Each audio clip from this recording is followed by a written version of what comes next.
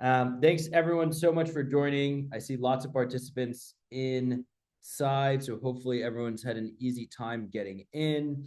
Thank you to our sponsor, Reprise, as well as our company, Iris.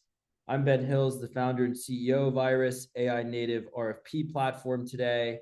I'll be leading us through a session with two pre-sales leaders, Pam Dunn and Tyler Kimball. Tyler's joining us from Latera. He's a longtime pre-sales leader, started his career as a product manager, as did I actually, and now has spent the past 12 years and longer leading sales and sales engineering teams. Pam Dunn recently joined Coder, a dev tool startup, to lead their pre-sales team. Pam has led pre-sales teams at lots of organizations, small, medium, and large over her career, and joins us from Boston. Today, we want to focus on some real practicality around how we evaluate AI tools in the pre-sale space. And one of the things that we were talking about when we were preparing for this session is this AI hype cycle, so to speak, is not too different from other cycles we've been in when we've looked for buying software and evaluating tools, right? You have to go through a build, borrow, buy analysis. You have to think about the ROI. You have to justify your budget. And so there's a lot of similarities in this AI boom now to previous software and technology buying eras that we think we can draw on to help SE teams make really good decisions when they're looking at software, learn more about how they can actually justify the budget and the value prop to their boss, prove the ROI to their teams, and ultimately get all of the right stakeholders on board all the way through implementation. With that, I want to start with a question for both Pam and Tyler, which is just that the profession certainly has changed. And we have a lot of tools at our disposal now, more than ever before. I saw the other day that there are about 200,000 new tools that have come to market in the past 24 months alone. So tell us your very first starting point when you're looking to evaluate the market for a solution. And Tyler, we'll start with you. Sounds good. Thanks everybody for joining. I think when you go to market for any new tool, like any good demo, we should start with the problem statement. What's the why? Why are you going out to market before you start looking? As we all know, our demos, we don't just want a standard, just high-level demo. You want to uncover the pain points, the problems. That way we can best position ourselves and our solutions to really meet those needs. So I'm happy to share a little bit a story of what I went out to a recent purchase for, or since I joined Latera. But Pam, I'm curious to get your thoughts as well. I think we'll be on the same page, but I think really starting with the why and the problem statement, that will help guide you on how to go to market and go from there. Yeah, 100% agree with you, Tyler. We are in the throes of this happening with our actual prospects. So we're the perfect group to actually make sure that this is a process that we're really looking at from end to end, right? And making sure as we start out with what is the real problem, right? I think that's why a lot of these types of things may not actually end up being as successful as we think, because we really have to think about what that problem is. And when we start peeling back the onion and really understanding, what is it that we're trying to solve, then we can come to an agreement based upon those requirements. And it goes back to when I first started out a long time ago. It feels like a long, long time ago, as a value consultant. It really was interviewing stakeholders. It was, going to the root of what the real problem was and really uncovering how do we solve that rather than just jumping right in. And as Ben said, there's so many new tools out there. It actually gave me a little bit of a headache when I heard how many there were, because, how do you evaluate all of those things? Well, you don't really evaluate the tool. You look at the problem first. So you and I are 100% on the same page. I think it's very well said. And I think when you look at an SE team, the problems probably haven't changed a whole lot in the past 5, 10, 50, 100 years. And so grounding back into that and saying, look, we don't need to get excited about solutions and then search for a problem. Let's make sure we're aligned on the actual problems we want to solve and then start looking for solutions. Now, Tyler, I want to pass it to you to talk a little bit about the framework for vetting a tool, because I think you have one of the most clear-cut and objective ways that teams can go from, we know we have a problem, to let's figure out how we're going to actually evaluate those solutions. Yeah, I mean, it's a framework I've used a few times. I wouldn't say it's trademarked, or it's definitely some ideas. I'm sure someone else has can come up with it prior, but I always kind of centralize my approach on three core pillars: core, capability, fit. Right. So as you're looking at, can it actually solve the problem that you identify that we just discussed for your business or your team? What's the operational impact? Will it save us time? Will it accelerate revenue? Does it reduce friction? And then for me, I think a lot of our discussion when we talk about going to market is the adoption scalability, right? Can it also grow with the team? And for me, the biggest thing that I always try to drive with my pre-sales team is we always want to show the impact more broadly from the revenue team, right? I'm a big advocate of making sure that pre-sales is not just looked at as the demo jockeys and et cetera. Like, we are driving the business forward. We're truly the engine in the revenue work. So for me, when I looked at different solutions, is can it grow? Can it be used by other teams? That's where we start to put our stamp in the business, that pre-sales is not just doing demos. We are driving this business forward. So for me, taking those three pillars: core, capability, fit, operational impact, and adoption scalability.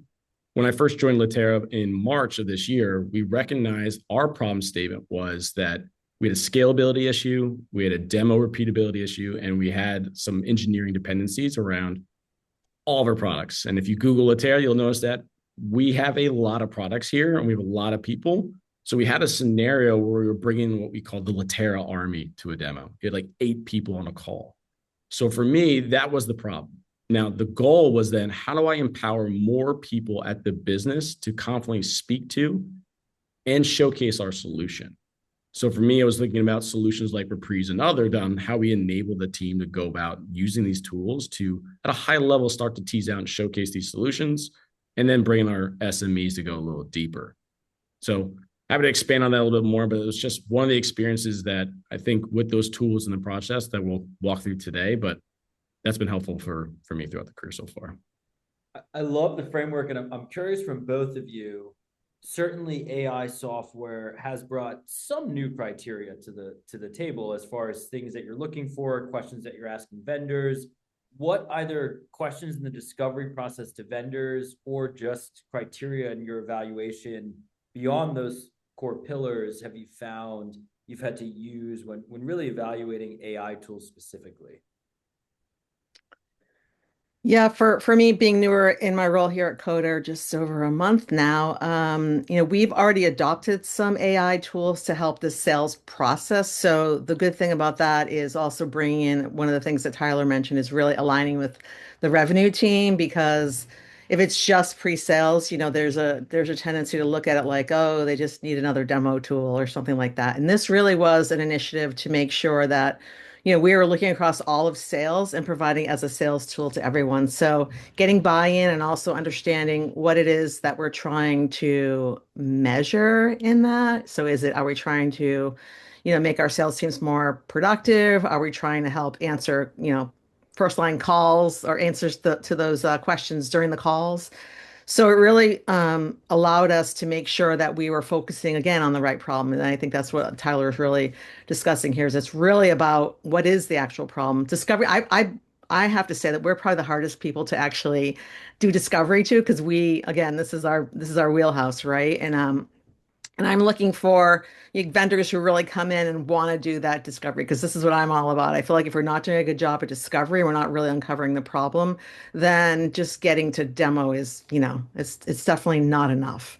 So I think that alignment is so key. And then also understanding, eventually someone at revenue at the highest level is going to be either signing off on this. I don't know whose budget. Typically, it might be the CRO. It might be, it really depends. But also making sure that, what are they measuring? What is your CRO measuring? What's your CFO measuring? Like, we want to make sure we align with that and those metrics, because that's how we're going to be able to sell this internally. Tyler, anything from your perspective that you found yourself never asking vendors until AI became the primary technology you were looking at? Good question. If anyone has any questions, I think for me, I don't know about AI. I think it's just through experience as you go through purchases and you've been burned a little bit before. I think now it's just what I'm very keen on now is getting from the vendors. It's the time to value. And I think that with AI, you can really get key on, they can pull the data and give us use cases, because we all know in a good demo or in a good sales process, that seller should be bringing you, or pre-sales manager, a silver bullet, right? A customer data point. Here's someone just like you that has done it prior. And you get that one little example, and then you ask for a reference check, and you got to go through that process. I think now with AI, they can kind of pull that data a lot faster for us to really say, okay, based on these requirements, based on these needs, who else and what's that time to value, then, and help prove it out a little faster. I think one of the other things, Ben, I was just thinking about is like one of the most important parts of having AI integrated with these tools is really making sure that there's a way for it to constantly learn about us specifically, right? I feel like that's where a lot of us haven't had to ask these questions before, right? We don't really want a generic tool. We want it to understand about us, but also it's really important to make sure that the what it's presenting us back is accurate, right? So if we can't get that accuracy back, we're going to lose people. And this is where there's a lot of friction, right? The first time that thing hallucinates and tells us something about an opportunity that's just not quite correct, Yeah. that's when we lose credibility on the tool. And that's, unfortunately, that does happen, right? As these tools are getting more and more sophisticated and using better models, or as it's learning about. So I think that's one thing that we actually have to sort of take a step back and find out, what is accuracy? What can we expect? How does it learn? That kind of thing, and really understanding, how to move forward with that. I think hallucinate is probably a term that most of us didn't use in the context of software buying until Sure. AI became the thing that we're all testing. There are probably a lot of other things that just we were never looking for as software. I do want to double click for a minute on Pam what you said about you're the hardest people to sell to because the thing that you make allows you to build all of these custom AI tools and agents. Now, the build versus borrow conversation has been around forever. Like when Mark Benioff went to start Salesforce, Oracle said to him, why wouldn't people just put databases in the cloud and build reports around them? So everyone's always had this internal friction on. Sometimes you want something turnkey. Sometimes it makes sense to build it. I would love to hear about where and how you've had that conversation and which times that you've really felt like it's worth standing behind. It's not worth our internal time building this. We want to go buy it. And just what that conversation was like when your boss is like, hey, we already have all these other AI tools. We can do it ourselves. Why something turnkey? Ooh, this is a good one. I'm thinking about it a little bit how to frame the answer, because we at Coder, we do have, our own tools. We've built a tool called Blink, and we're coming, to market with our own agent. And so as the tools are evolving, I think it's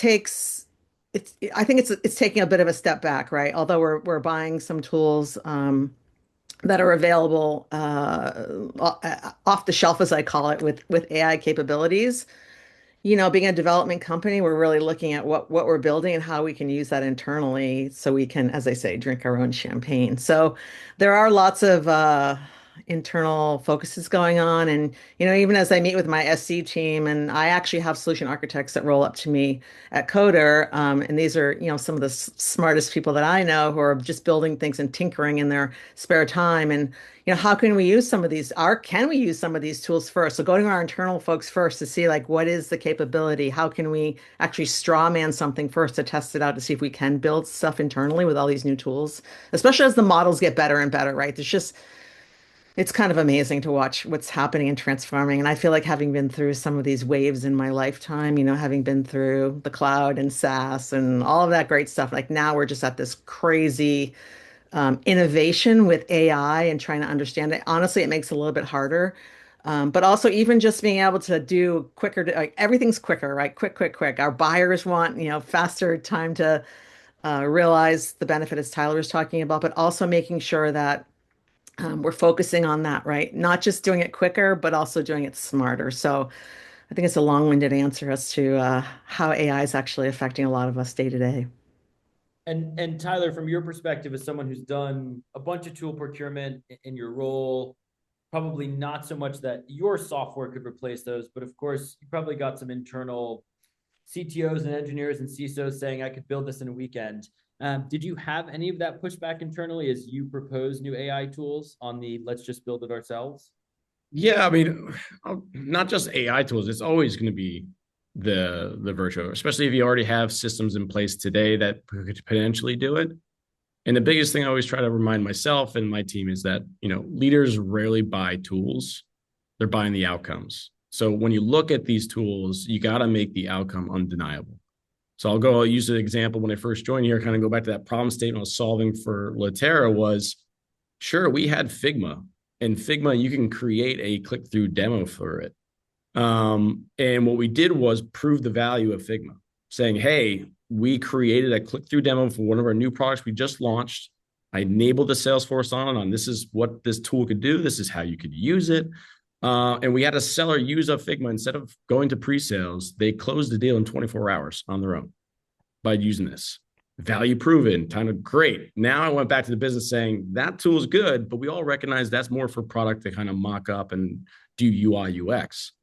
Insert reprise, like this is a solution I can scale across the business, custom reporting and tracking, and we can really amplify that impact. And once we prove that value, everyone's like, yeah, this is a no-brainer. But with AI, kind of back to your conversation there, I feel like we're always going to get that pressure of like, for our tool, like, well, can't you just use Copilot for that? And of course you can go through like, yes, but there's the outcome.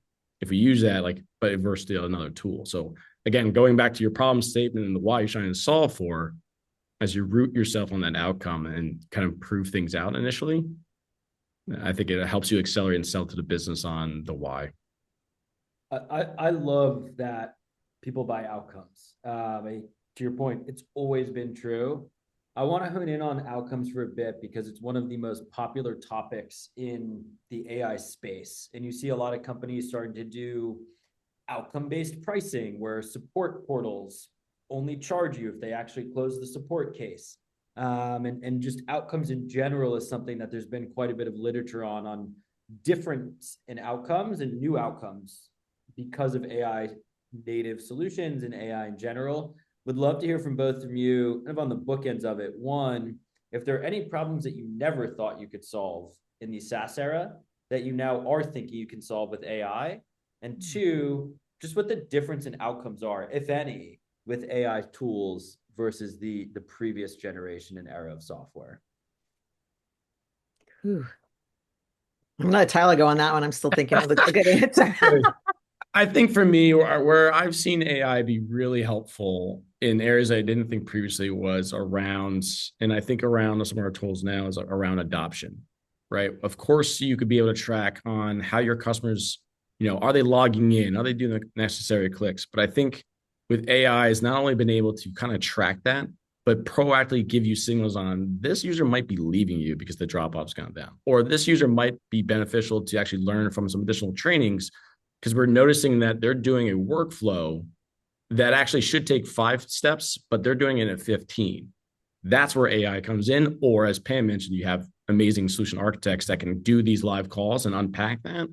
I think AI has been really helpful in accelerating that adoption piece. Hopefully that's answering your question. I don't know if I went rogue on that one, but. No, it was perfect. Right.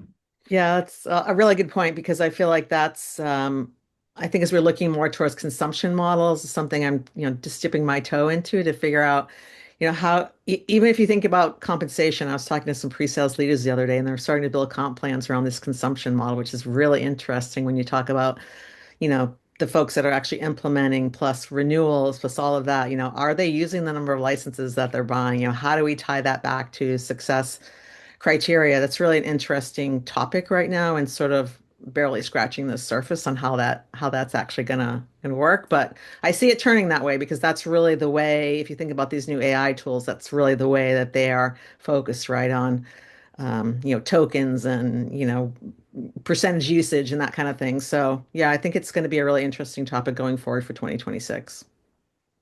It's interesting you bring up the token usage and the percentages, and I'd be curious to hear from both of you, like how often are you asking the vendors questions about that, or even asking like what models they use under the hood? Like, do you think it's something that should concern us as buyers, or do you think it's something that doesn't necessarily matter if the solution fits the bill and gets the same outcome no matter what? I mean, I think we should always know what's under the hood. I think it's got to come down to however we're evaluating that. And I think I love Tyler's framework because I feel like you are actually breaking it up into the components that are the most important. But at the end of the day, you're still probably going to kick the tires on this and understand whether or not it's going to really work as part of your evaluation. And, maybe it's that time or coming to that time when you're actually asking those questions, because not asking those questions, as I'm finding out as I'm diving deeper into this kind of development perspective, is that this could, you could run up a really crazy bill if you don't actually know what's happening under the covers with AI. So how does that get passed to the vendor, right? You really have to understand that. Is this a one-time fee? Is there consumption based every time we, run the AI part to give us insights across opportunities within a certain market, that kind of thing, which a lot of us are looking for now, so we can see trends, so we can, tweak go to market and all of that. I feel like that's where we really need to know what's happening under the covers. And I think from my view, like it's definitely a question I see often come through in RFPs and proposals that the team is asking. But candidly, it's not a question I'm asking. But from back to that operational impact pillar, like I definitely expect my IT team or security team to be sniffing that out during the evaluation process, which is again key why you need to go through your different stakeholders internally and vet that process out, knowing that every business has a different buying process. But I'm confident that the right people are asking those questions for sure. Makes sense. You have a strong You would team hope. that's used to buying. Yeah. Yeah. So let's talk about some of the outcomes in testing and pilots, POCs, POVs, trials, whatever we want to call them. Everyone knows the proof is in the pudding. There's also quite a bit of snake oil right now because of the 200,000 AI tools. So we want to get our fingers on the software before we make a decision. Now, Pam, you also mentioned that a lot of AI tools take time to continue to learn about your business, to really see the best kind of value, efficacy, et cetera. So how do you think about a 2 to 4 week pilot that isn't overwhelming to your team as far as the amount of time it's taking, but still proves out the outcomes that you need to be confident in the tool that you want to move forward with? Yeah, that's the hardest part. How do you test out that kind of intelligent part of the tool, right? So if it's something that you're looking at to give you like better insights, how long is it going to take? I think that's part of what you have to really uncover from whatever vendor you're talking to. And um, you may not be able, maybe you can't even test that part. Some of those questions are still to be determined, right? And I think there's definitely, again, I think you can't manage what you can't measure. I love that statement, and it's something my VP adheres to too. So, uh, you have to make sure that whatever you're measuring, whatever your success criteria is tying back to those, exactly what you said was the challenge in the first place, right? So if you're using Tyler's framework, you really have to make sure, how do we measure that? And it can't just be something as cursory. And I think we've all been part of this, right? Someone wants to do a pilot or a test or whatever of your software, and they say, "Oh, I just want to see how easy it is to use," right? That's not a success criteria. You can't measure that. So it's really got to be, if you're looking at a tool that's going to increase SE or SA productivity, tie that back to a revenue number. Do your homework and make sure that you're building out your own use case, ROI analysis, whatever it is, value assessment, so that ties it back to a real, like if you can free up their time to do this, that also frees them up to hopefully working more deals, which increases revenue and that kind of thing. So I think you really have to be thoughtful in what you're trying to measure before you jump into I want to kick the tires on your software, because at the end of the day, it's not just a 2 to 4 week to, tinker in there. You're really trying to find real reasons to buy. Well said. Yeah, I mean, to add on, I think the best pilots actually come from when the vendor's like mutually accountable and in it with you to drive those outcomes, as Pam mentions. I just know that I think anything pilot related, I get some PTSD because when I first joined here, like, I mean, we have a certain product here at Latera that we were the Oprah Winfrey of pilots. You had a pilot. It was part of the motion. I was like, do we actually do demos here? We just rush the pilot. And part of it now is realizing, being structured, like, okay, are we giving this pilot because they want to see it and test the tool out? Or is there a specific use case this law firm or lawyer wants to test out? Great, let's make that the pilot of a specific use case or a specific action. And they're reducing their time on reviewing maybe said document or legal firm, tying into personal experience. And that actually leads to a higher conversion rate post the pilot into actual a sale or opportunity versus just test it out. Because then there's other tools, demos, follow-ups, video assets, et cetera, that you can leverage. But yeah, pilots is a soft. I don't want to turn this into an event session, but pilots. So maybe next time.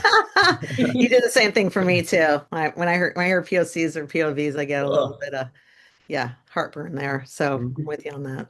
It's tough. I mean, our teams as SE leaders are incredibly busy, and the notion of carving out time to try out software feels like a fantasy. Like what time? Yeah.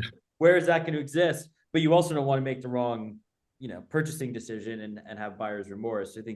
I think as a vendor, I know one of the things that myself and speaking to other founders think quite a bit about is how do we prove that time to value in the least amount of minutes possible while still building confidence in buyers. And I think vendors owe it to all buyers when we think about that to meet buyers where they are and Yep. not shy away from them wanting to try it, but also recognize that it can't become their full-time job for 2 to 4 weeks. Yeah. And I think just the last note, back to ours, if you are the one procuring the solution, you're ultimately the champion behind it, right? So if you have someone on a pilot, and typically we know pre-sales is not going to be on the budget. We're the ones fighting for additional seats at President's Club, et cetera. So like the last thing a business really typically wants to do is give more budget to pre-sales, personally speaking. What I see, unfortunately, but we're going to hear to change that. So if you can do a pilot with a vendor that says, hey, listen, this is what I'm going to try to do. If we can get this done, this is the ammo I need to go get the final sign off of the business. Now, again, back to that mutual accountability with the vendor, they're even more motivated to say, yeah, we want to help you because we recognize this is that final step that's going to push us across the finish line. Makes sense. I just wish more customers actually did that with their own software. We still have a long ways to go on changing some of the market expectation. That's it. I want to ask just one last question on the evaluation part, and then we'll talk a little bit more about some of the actual post-purchase implementation. But I just want to go back to something you said a little while ago, Tyler, which was on tool overlap. The example you used in like demo and Figma was perfect. Like I could picture the boss being like, see, they can do a demo in Figma, and you being like, yeah, but we have to do this hundreds of times a week. Like, see why it breaks. So any practical tips on how you avoid tool overlap or actually evaluate tool overlap when you're looking at a solution? Avoiding is tough at times. And I think what you want is, let's say you're comparing apples to apples. If the two problems solve the same problem, two sort of platforms or solution we are looking at, typically, again, going back to that scalability piece, I'll pick the one that integrates the best, scales easier, and is going to be most used. And then if we can do some redundancy, would be great. But for me, it's when you look at the different tooling, you really need to see about, okay, does it solve the problem today? And can this grow with us to solve the problems for tomorrow that I don't even know about? Right. And the last thing we want in the sales process is to overwhelm our customers with just feature. But I need to know there's other use cases to start brainstorming. And that's where, Reprise was good, helpful, for example, where I wasn't aware of some of their functionality that, hey, that sounds great. But again, my use case today is this, and we'll slowly grow into that. But you really just need to understand what is the required capability? What's the tools to deliver it? Is there any duplication risk?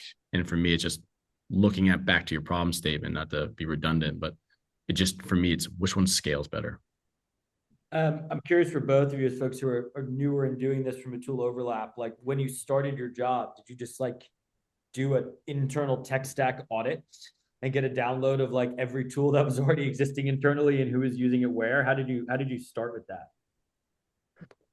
Another great question for someone new in an organization.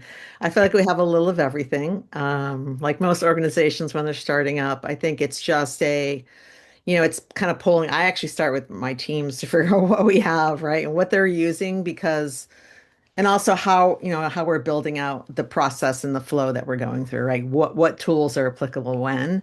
I think where it gets kind of a little more interesting is, when you're using AI tools, like, when are you using Claude? When are you using ChatGPT? Are you building your own GPT? Like, there's so many other questions to what SCs are using what. And again, I think it sort of depends because we're just evolving in that too. But yeah, I think it's just sort of understanding the end-to-end process and then trying to figure out from there what tools you plug into that and then where there's overlap. Interesting thing about what Tyler said, it's at a prior organization, I actually helped do something similar to the Figma example where, we were literally trying to get funding to, buy something like a Reprise or a Consensus or something else out there that we all know there's lots of tools out there for different things.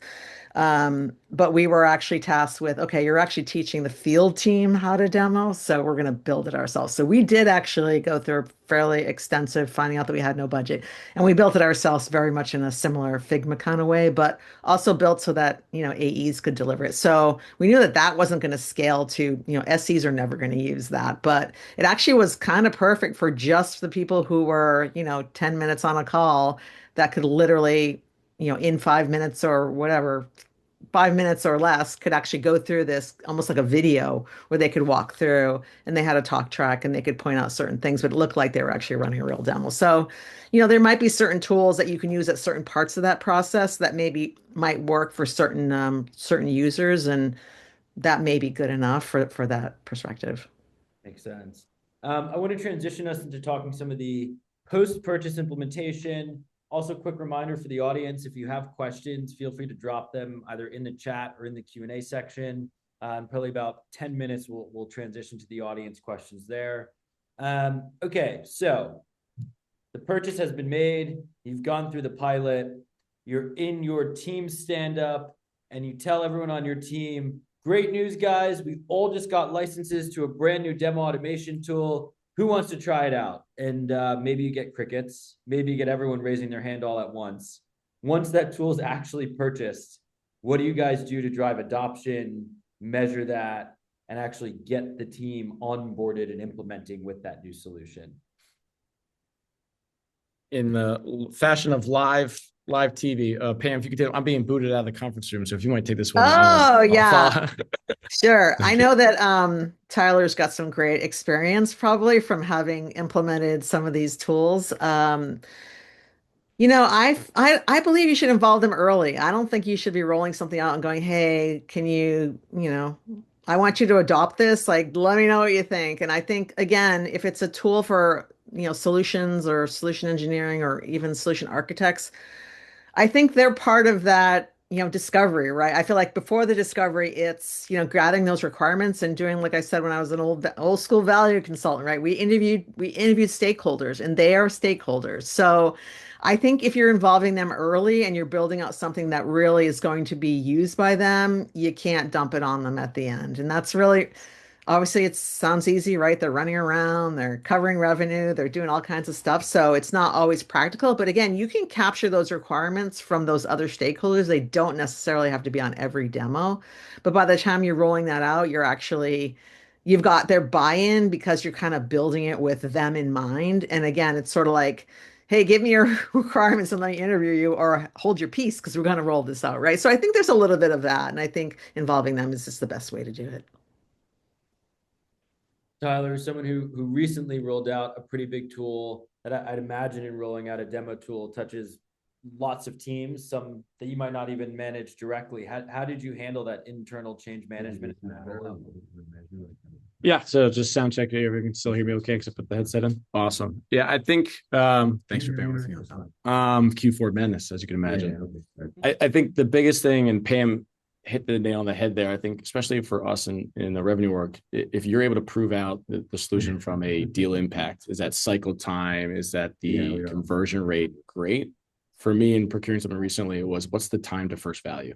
I think that is the biggest one on even back to that Figma example. Like we rolled out something that was brand new to people, didn't learn it, and within 24 hours, we were closing deals.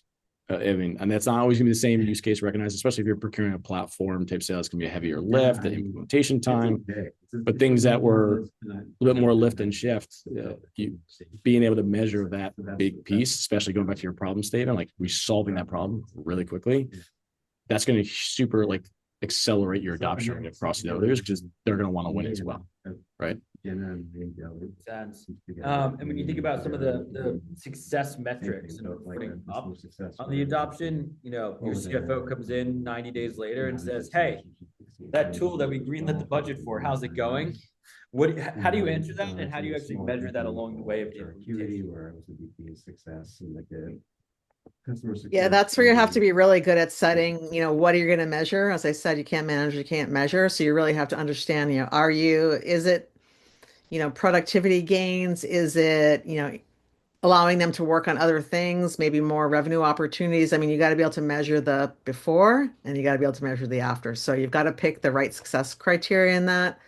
Obviously, without that, you're never going to be able to tie back. And I always say making sure whoever's signing, because again, as Tyler mentioned, usually pre-sales doesn't have the budget for this. Making sure whatever they need to measure and whatever is going to, get this across the line, that's what you're actually measuring. And you got to make sure that that's what you're, even when you're adopting it, you got to be using that as your stick or your measure to be able to make sure. Yeah, you find new hobbies and things. You're like, oh, I Absolutely. can still do this. Any big horror I stories have the time to do calls this. you've seen when adopting tools across the organization, either AI specific or just Yeah, not and then my last role, I was director. Knock on wood, I don't have one off the top of mind. I don't get one from a horror story perspective, but I think the ones that I've seen go poorly, I think back to an AI piece, we recently we learned our lesson from rolling out like an agentic agent and or avatar to help with like demo coaching and onboarding.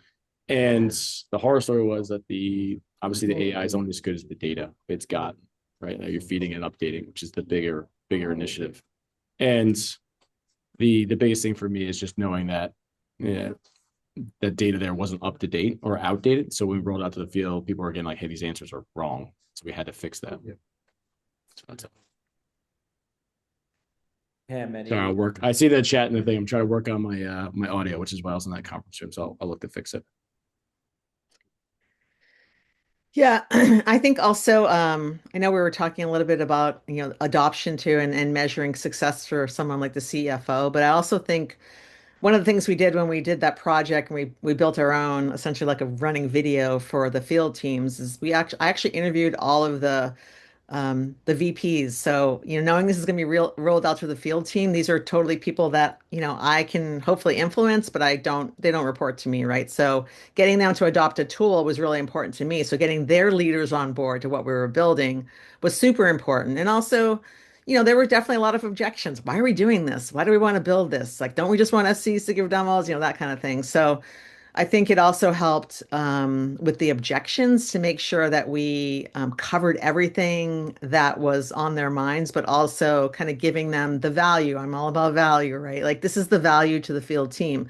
Our buyers, our buyers are very enabled today. They know a lot about us. They don't want to wait around to see a demo sometimes. And the last thing we want to do is just throw features and functions at them. So if we can build something that actually presents value and show how this can, so again, now you're talking about eliminating a stage within, the sales process that will hopefully, shorten the sales cycle. So in that case, we were actually measuring, getting the sales cycle shortened. So we could actually say, hey, before we roll this out, it took X amount of time. When we inserted our a capability for our field sales team to be able to do this, even a new BDR or SDR, whoever they were, to be able to do this and jump on a call, it actually helped move things forward much quicker, getting time to value, right? So we could show time to value in that case because it would shorten the sales cycles. And that's what you're hoping for, right? We all know this all sounds great until you start measuring it and you're like, oh, I hope it actually is working, right?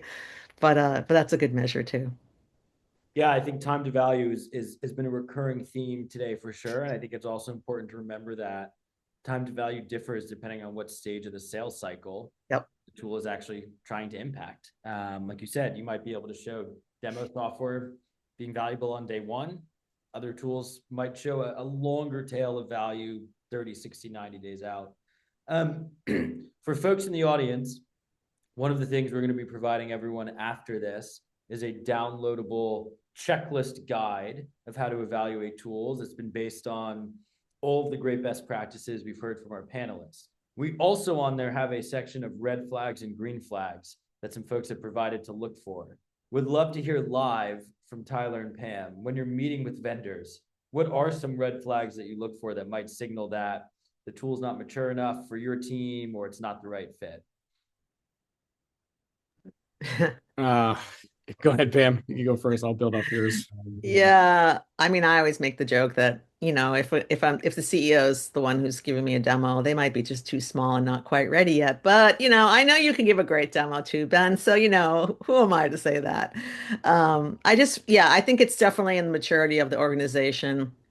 Everyone, is running around trying to make sure that they're, doing everything they can to, hit the targets that they have. So, I respect that, but I also think that a lot of with AI especially, I feel like we're going so fast, and maybe we need to slow that down a little bit and really take pause and make sure that we're looking at these tools for the right reasons and not just adding one more in. So yeah, I think that's also on the maturity curve as we think about AI. I feel like we're still kind of coming up on that maturity curve, and maybe that means we take a bit of a pause or really do a much better job at looking at what we're really getting, and does it solve what we really need? Tyler, any red flags? Yeah, I think for me the biggest one is, and sorry team about the noise. The biggest thing for me a red flag is going back to why we went out to market, right? If they're not hitting on your use cases and it's just that standard demo, big red flag for me. Or especially in AI use cases, like great, use some of this real data. First, I see that you mocked it up and I see that you have the chats and all the AI kind of prompts preloaded. Let me see it live. How long does it take? And if they are hesitant to show you that, red flag everywhere. 100%. Also, if they're not asking questions and figuring out, because this is always my pet peeve, right? Without a good discovery, how can you get to anything? And so if they're really just doing all the talking and trying to sell me a tool, I feel like they miss the opportunity to really unpack what I really need. And so that's just, again, I think we're the hardest people probably to demo to, because we've been in this space for so long and in pre-sales, and just like demoing and doing discovery to people who have already been in pre-sales for that long is probably really hard. I can only imagine. And I'm probably not the easiest person to do that too. So sorry, apologies. No, I think those red flags are true. I also think being in pre-sales, we all also know that there are times when we want customers on our product advisory council as a design partner, helping shape what we're building and what's on our roadmap. And I think particularly for AI native vendors that can only be as old as a couple of years, I'd be curious to hear what green flags you guys look for that get you excited about really being in the trenches with a vendor that you see as a partner and being able to shape the way that vendor thinks about building out their product. Yeah, Good question. go ahead, Tyler. Yeah, Go ahead, Tyler. I think aside from the tech, right? I think what I get excited about, and this is why I'll continue to be a champion of Reprise, is people buy from people. And the individual I was partnered with during the sales process was really understand my use case, understand my problem state I was trying to solve for, and was just as motivated to see it done and shared the successes when we had to go through. And really what I needed to do is we had a big conference coming up and we had a whole team going that needed to be able to do demos, back to that, empowering more people to showcase. And we ended up doing over 400 demos. And while other vendors were impacted with Wi-Fi issues, et cetera, we had the Reprise offline mode going. So we were able to continuously demo throughout. And they shared in that successes. So regardless of what net new stuff they have coming, which is also exciting, when you're picking a vendor that you can partner with and is truly a great vendor to just, and also just good people around, to me, that's a green flag. Like, are they motivated, or am I just another sale to them? 100% agree. I don't think I could have said it better. That's people buy from people, and just being out there and participating in the things that are important to pre-sales, I think is super helpful. I know Ben, you and the team at Iris have just been amazing in supporting our pre-sales community and always being there for us, and actually being more of a partner rather than, hey, we have really cool technology, I think goes a long way. And definitely as more tools keep popping up all over the place, I think it's really important to also continue with that thought leadership, which is a term I probably hate, but I really appreciate that, companies are out there and actually building things that are things that we need, really useful. So yeah, I appreciate that. I'm going to open it up to some of the questions we've gotten from the audience. The first one is, nobody wants a failed tool purchase or launch, but it happens. What are your thoughts on subscription length to ask for to help minimize that cost impact on a failed purchase?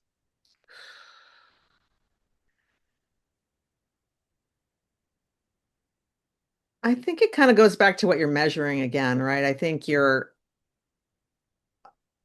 should, I think it really has to solve a problem. And if you're measuring the right thing, you're setting up the right success criteria, I think then from there, you're just set up better in a better spot. And certainly, we've all been part of implementations, so we've probably worked at companies where implementations didn't work out. And, nobody wants to be part of a failed implementation. But if I really think about some of the ones that didn't really fail, I don't think there was buy-in from all sides, right? I think that's where you tend to, what did we buy? Or, the SE team wasn't involved in this case, or even just my little project that we built on our own, without buy-in from the other teams, nobody was going to use that. And what we did is we built champions at each team level, and they were the ones that showcased it to their teams, not us. We gave them the opportunity to do that. And it actually made it way more successful because people got excited because their teammates were showing them, not, a bunch of people shoving a tool down your throat. And I think that really goes a long way to being able to make sure that the entire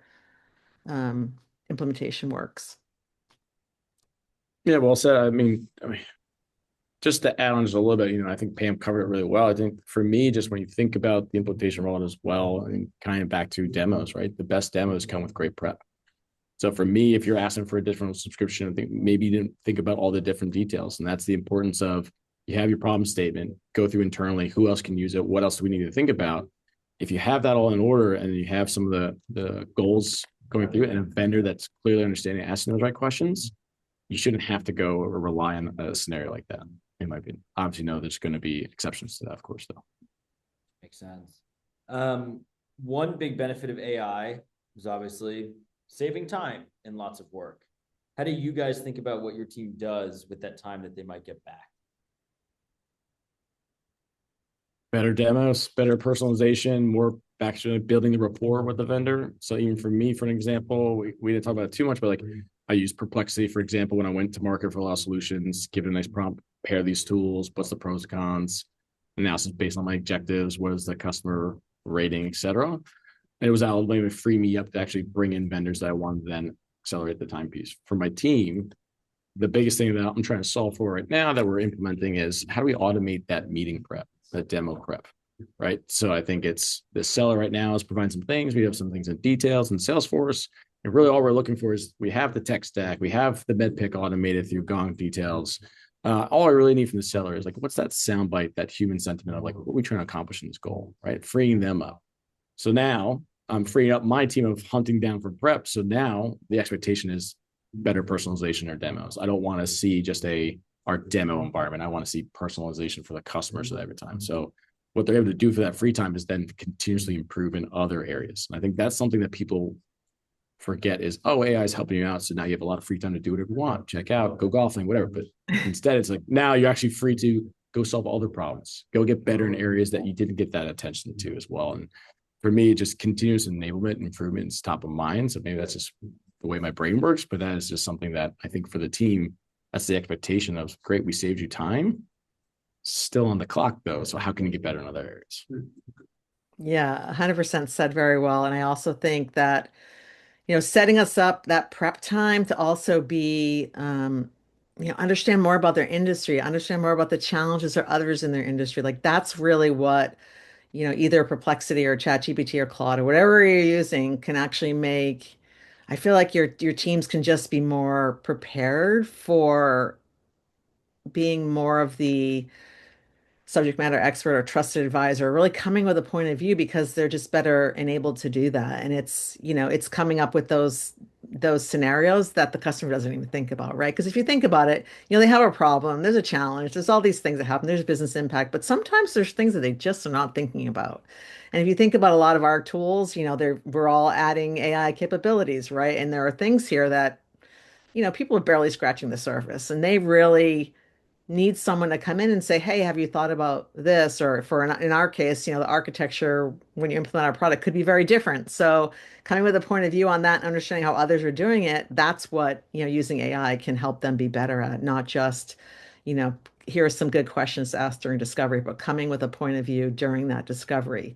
That only makes your demo, demos should be sort of let's tie the bow on it, really. Let's come in with solid information that we know about you that solves a real problem or helps you see yourself in the future using our product, and that's it. And then hopefully move on and maybe not even give both Tyler and I the agita with the pilot discussion and or the POC, right? We just want you to move to sign this deal and let's go. So yeah, hopefully that is the goal.